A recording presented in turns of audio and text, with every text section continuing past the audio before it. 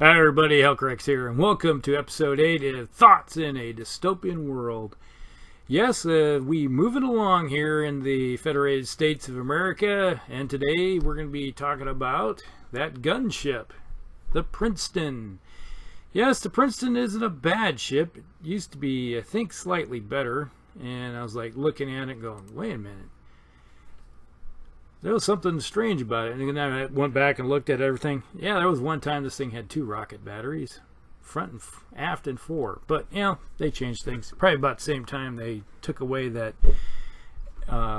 rear turret off the Britonian cruisers. A lot of changes happened where they just started pulling weapon systems off. Because at one time this thing used to be a real beast of a ship. Still good. But at one time it was even better. Now the Princeton is a gunship. As a gunship, it has some capabilities of doing some different kind of roles in the game, and we're going to get to that. But first of all, the Princeton is only 90 points. It's roughly 25-30 more points than the standard light Lexington cruiser, so sometimes the cruisers may win out more than the Lexington cruiser over the Princeton, but you know, it depends on how many points you got to play with. Now the crew is stoic, so they hit on a 4+ and defend on a 3+, so that's good. So if you're having to worry about any type of boarding action, at least they can defend themselves pretty good. They don't have a problem jumping across and pounding on somebody either. Minimum movement of 2. It has a medium turn template because this is a medium Navy capital ship, so it can't fire over top of direct fire over top of frigates and corvettes, any type of small craft like that. So that kind of stuff blocks its line of sight. Turn limit 0. Yes, 0. All right. That's because it has those wonderful little things. Squadron size, they come in 2s and 3s. Yes, 2s and 3s. I like to run 3 of these together, and you know, we'll find out why here in a second. It has 2 weapon systems: the bombard turret, which is a P weapon, and the rocket battery, which is pretty standard on a lot of the Federated States of America ships. The DR is 5 and the CR is 7. So a typical cruiser is going to be running 4s and 6s. This is a 5 and 7, so it's a little more beefed up. Kind of similar to a heavy cruiser of that kind of class. So it takes a little bit of work to do some damage to them, but it's not like you can't do damage to them. Movement is 8. That's a respectable. They are moving along pretty good. So they can close 1 range band every turn. So on the first turn, if you're within range band 4, they can be in range band 3 and nothing flat. And if you poke somebody out front, immediately these guys can hammer them pretty good. Now, they do have 5 hull points, which is good. That's respectable for the point cost, obviously. So it takes a little bit of more work. They can handle 2 CRs and 1 DR before they disappear, or 5 DRs. And a lot of times it's those 5 DRs that eventually take them out, but you know, it's the nature of the beast. It's a game. The assault points is 5, so they can defend themselves fairly decently if they still have a crew left, if they try to get boarded, or they can board somebody else if they have a squadron of guys. All 3 of them get together and decide to hammer somebody. They do have enough guys to do it. AC is 4, not great. It's kind of on the weak side. They can defend themselves, but that's where your squadron comes in handy. So if they're within 4 of each other, then they get to link it together, defend themselves, unless you do that little thing where you have your small air squadrons attack each one separately. That then will force them to concentrate on this one, this one, this one, and then you have a better chance of doing damage to somebody. The concussion charges are 3, so not great. These guys are very susceptible to torpedo attacks, but if you have them farther in the back, then they have a good chance of mutual support, and you have a good dice pool against longer range stuff. And then if they happen to run into somebody, they have a damage rating of 4, so 4 dice come in your way if they run into something, or you run into your own buddy. So that just happened before too. So that's something you got to watch about. I've never talked about it, but always look out where you're pointing your ship, because there's the minimum movement that you have to deal with, and the if one of your ships takes a mobility hit, like taking the engine out, and they stop dead in the water, and you're falling directly behind them, and you got your minimum 2 movement, you could hit your own guy and then rear end them in the aft and end up doing damage to each other because you're not watching how everybody's going. So that's a little safety tip.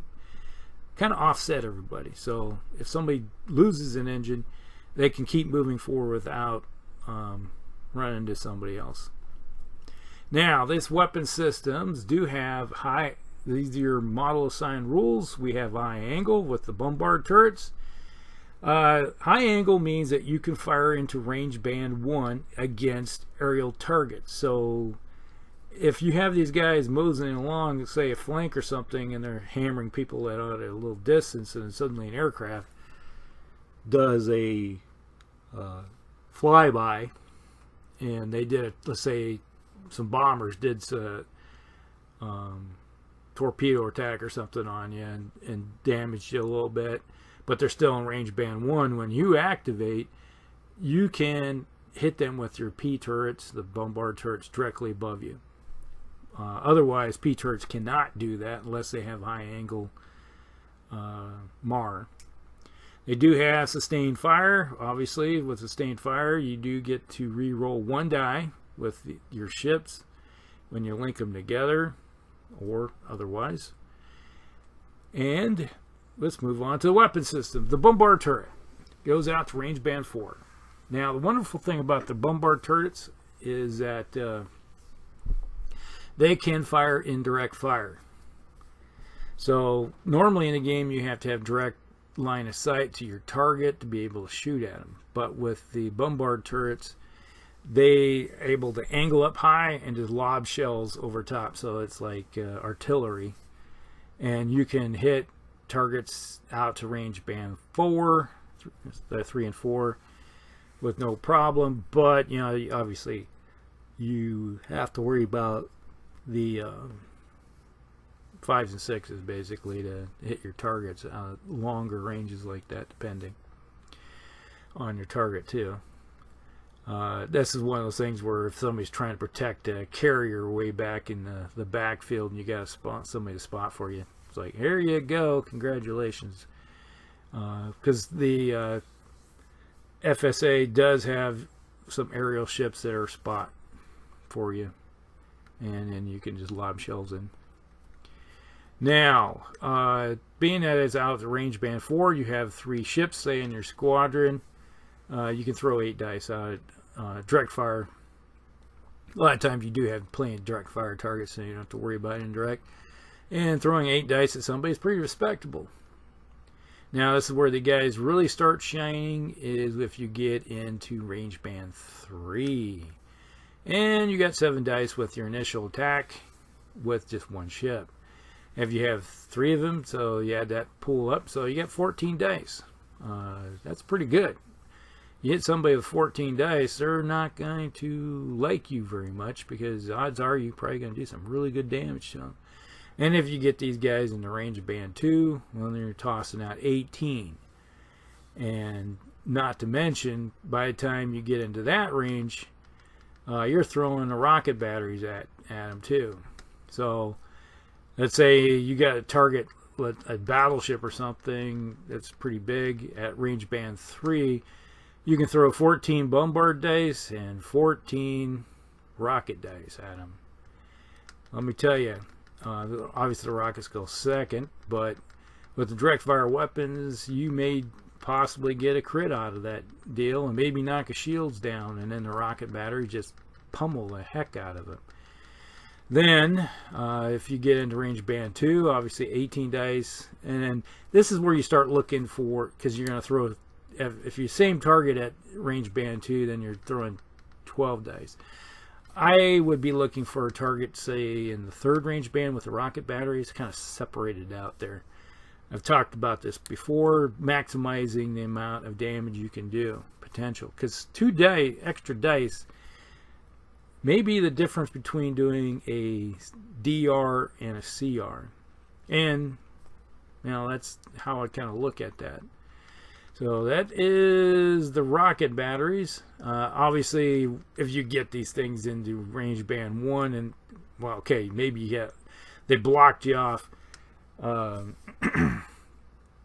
Where I talked about before, where they screened a bunch of frigates in front of you, so the only thing you have to shoot at are frigates. Yeah, go ahead. You might as well shoot what you got.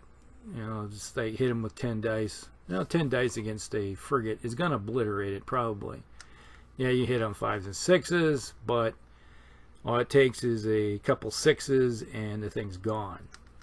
And all right, so you took them out, unless you can find something that's a little farther out.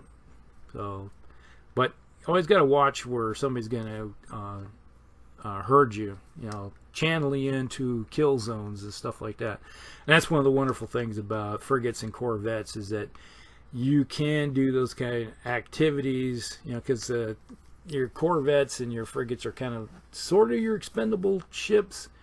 They do a lot of damage quickly when they get into range, but they can cause problems for you for targeting the bigger ships. Now, options with this ship. We have this, it's fitted with an internal kinetic generator at no cost. So, if you want to activate your kinetic generator and try to get these ships into closer range, you roll a d6, and you have a 1-6 capability with your ships to get them into range. Now, the only problem is you're rolling a squadron, so that could be a problem. So it kind of varied it out a little bit. The other wonderful thing is that that it doesn't cost you any points, so you can move fast, get into the 3rd and 2nd range band on the first turn, and really hammer somebody. Now, this is something that you can look at, is that the other thing is you may replace the internal kinetic generator for internal shield generator 2 for 5 more points. So basically, if you have a squadron of 3, 15 more points, so you're looking at 95 points apiece to have shield generators. So you're not losing any firepower, you're just losing the capability to move faster. And to be honest, kinetic generators are useful in the first couple turns when you're trying to close, but after the fact, when you really do get close, it's kind of a moot point, because you're looking at trying to find the targets in the 2nd and 3rd range band with a ship like this, and you don't really necessarily want to get as close as you want, because I don't like throwing my ships into range band 1 unless they're smaller ships and have T weapons or tertiary weapons on board, where they're not having problems with hit modifiers. So there's something to think about. But having 2 extra dice to protect you against weapons fire, yeah, that's worth the, to me it's kind of maybe worth the 5 points. Especially when you have a DR and CR 5.7, which is better than a lot of cruisers out there, or even battle cruiser equivalent. It's equivalent of battle cruiser armor. if you can knock a CR down to a 5, or if you got hit with 7 or 8 or 9 and you roll those 2 dice and you get a 6 in there and a 5 or something like that, yeah, you just suddenly knocked a CR off down to a DR. And I will rather take a 1-point hit than a critical hit, which may knock down some systems. And to me, that's kind of worth it, especially when you have the option of getting rid of just say a kinetic generator for a shield generator. Now, if it's different story, if they say you're knocking off a rocket battery, so you're degrading your firepower to protect yourself, and that is a personal preference. Do you want firepower versus protection? So that's that long battle that's been strung out many times. And obviously we talked about weapon arcs. The wonderful thing though is that the bombard turret, I forgot to mention this, is a 360 degree. So it's up on top of that ship and it can rotate 360 degrees. So there is no blind spot with this ship because the rocket batteries are 360. So anybody that's anywhere that's in line of sight from this ship can be hit. So the only thing that's going to matter for line of sight is your own ships and enemy ship blocking line of sights. And well, that's part of the game, but you have to, when you're putting your squadron and moving it, I always like to see where I'm gonna, it's like I look, it's like I plan on shooting over here, angle my ships and make sure I don't block off any firing arc so I can hit my target the way I want to hit it. And precision movement, that's part of the game, and maximizing your firepower. Right. So that is the Princeton in a nutshell. It's a good ship. Many years I've used this thing to great effect. Used it many times. It is something that when it first came out and they added gunships to the game, I looked at it and it's like one complaint I always had was that they come in 2s. You can have a squadron of 3, but they only come in 2. So if you wanted 2 squadrons of 3, you had to buy 3 blisters. And yeah, it was kind of a problem. So I didn't necessarily want to have 2 squadrons. I always wanted at least one squadron. So if you ever looked in the pictures as they go by, there's 2 different colors because I had bought 2 blisters and I was like, wait, I don't need the extra one. But at one time I was running a gray squadron of 2 and then a green squadron of 2. And then finally I sold off one of the extra greens I had that went with another fleet, and like, well, I need to repaint that thing sometime and have it match the rest of the squadron. But that's a story for another day. Alright, hope you guys like this. Like and subscribe and share with all your friends, and let's build the dystopian world out. Alright, we'll talk with y'all later. Elkrix out.